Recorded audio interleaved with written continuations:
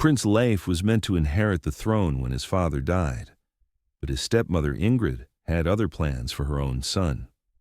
On the night of the king's funeral, she accused Leif of plotting against the crown and had him stripped of his titles and cast into exile.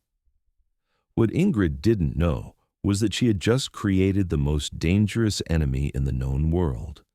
Prince Leif Erikson had been raised to rule from childhood. As King Eric the Wise's eldest son, he learned statecraft, military strategy, and diplomacy from the kingdom's finest teachers. By 20, he was everything a future king should be: intelligent, just, and genuinely concerned with his people's welfare. But complications arose when his father remarried. Ingrid, a beautiful widow from a neighboring kingdom, arrived with her own son Sven, 3 years younger than Leif, but possessing none of his stepbrother's leadership qualities. Where Leif was thoughtful, Sven was cruel. Where Leif inspired loyalty, Sven demanded obedience through fear. Ingrid had never accepted that her son would remain second in succession. She began quietly undermining Leif's reputation while building support for Sven among nobles who could be bought or intimidated. Rather than obvious plots against Leif's life, Ingrid chose subtlety. She spread carefully crafted rumors about his loyalty, asking leading questions that planted doubt. "Do you think Leif seems impatient with his father's decisions?" she would wonder aloud to influential nobles. These whispers continued for years, gradually eroding King Eric's trust in his eldest son. Leif's virtues became weapons against him. His popularity became evidence of dangerous tendencies. His military skill became proof of potential rebellion. The aging king, increasingly reliant on his wife's counsel, began viewing his beloved son with suspicion rather than pride. When King Eric died suddenly, Ingrid struck with devastating precision. The night before the funeral, she appeared before assembled nobles with forged evidence of Leif's treasonous correspondence with foreign enemies. The documents were masterful forgeries, created by paid scribes who perfectly replicated Leif's handwriting. The content exploited rumors Ingrid had spread for years: his supposed impatience, alleged willingness to use force, and purported foreign connections. "My stepson has betrayed everything this kingdom stands for," Ingrid announced tearfully. "These letters prove he planned to murder his father and seize the throne through violence." The timing was perfect. Emotions ran high from the king's death, and succession needed immediate resolution. Several nobles, secretly bought by Ingrid, stepped forward to confirm suspicious behavior from Leif. The court's judgment was swift. Leif was stripped of titles, declared a traitor, and sentenced to immediate exile on pain of death. Given 1 hour to gather possessions, forbidden weapons, or gold, he was escorted to the border by guards ordered to kill him if he returned. Walking away from his only home, Leif understood his stepmother had played a sophisticated game spanning years. But Ingrid had miscalculated. She assumed exile would kill or break him, never considering it might provide opportunities his birth kingdom couldn't offer. Standing at the border, looking back at the castle where he should have been crowned, Leif vowed to return not as a displaced prince, but as a conqueror. Leif's first destination was Constantinople, where his royal education earned him a position in the imperial administration. But he wasn't content serving others. He used his position to learn how true power was built internationally. He studied Byzantine military organization, learned economic systems supporting vast armies, and built relationships with people commanding enormous resources. After 2 years, he moved to Cordoba, studying with Arab scholars who had perfected advanced warfare and governance. From Sicily, he learned from Norman adventurers carving kingdoms through military brilliance and political cunning.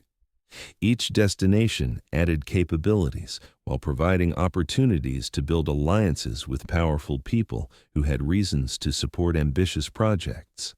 By his 5th year of exile, Leif had transformed into something unprecedented, a legitimate royal heir backed by international resources.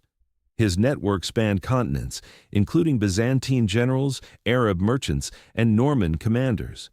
His closest ally, Alexios Komnenos, saw profit in helping establish a friendly northern kingdom.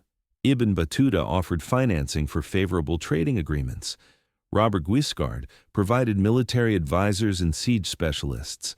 Most importantly, Leif gained expertise in kingship far beyond his birth kingdom's possibilities.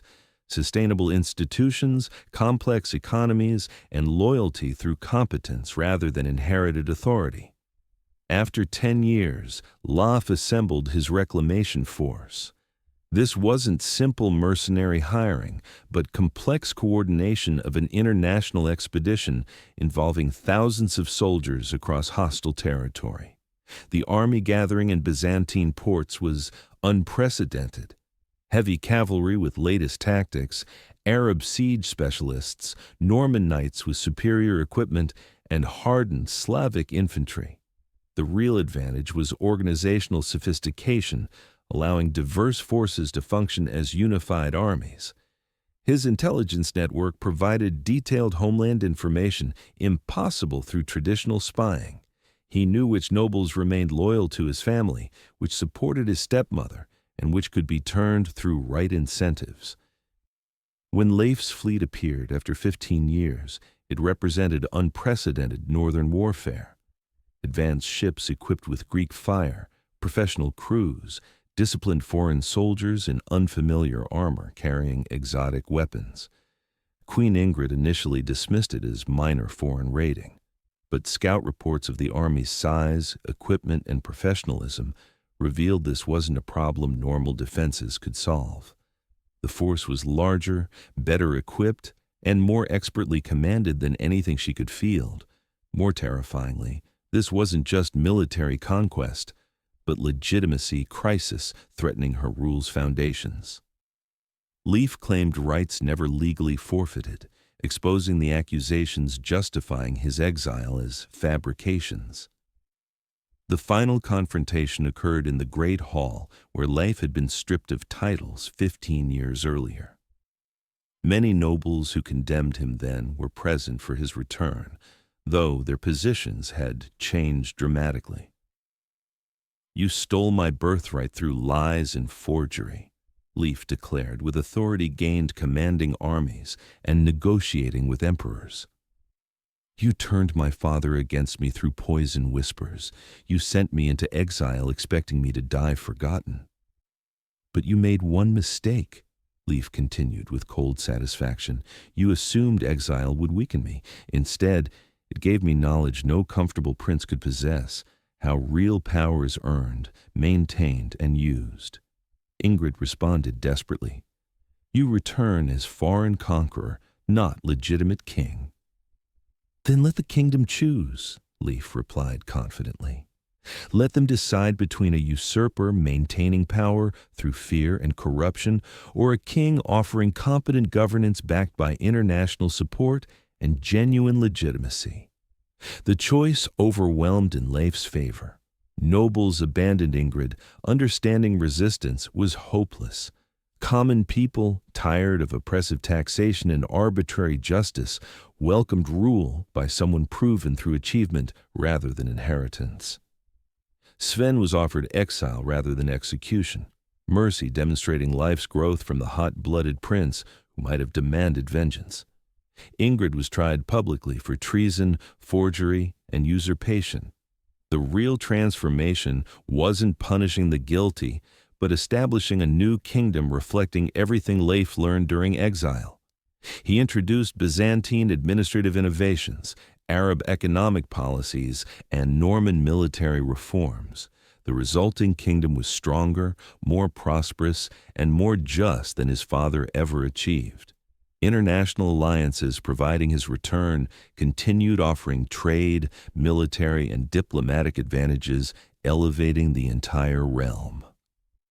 Standing on the throne that should have been his 15 years earlier, King Leif understood his stepmother's betrayal had ultimately been Leif's greatest gift.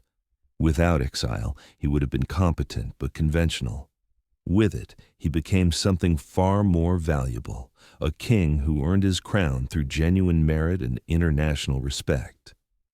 Some betrayals create their own perfect justice through time's passage and human resilience's unexpected consequences. If this tale of ultimate payback moved you, hit that like button and let us know in the comments which part shocked you the most. Subscribe to Time for Payback for more legendary stories where betrayal meets justice, and don't forget to ring that notification bell, because every betrayal has its reckoning, and every story holds the power to change everything. What revenge story should we tell next? Drop your suggestions below. Until next time, remember, karma never forgets.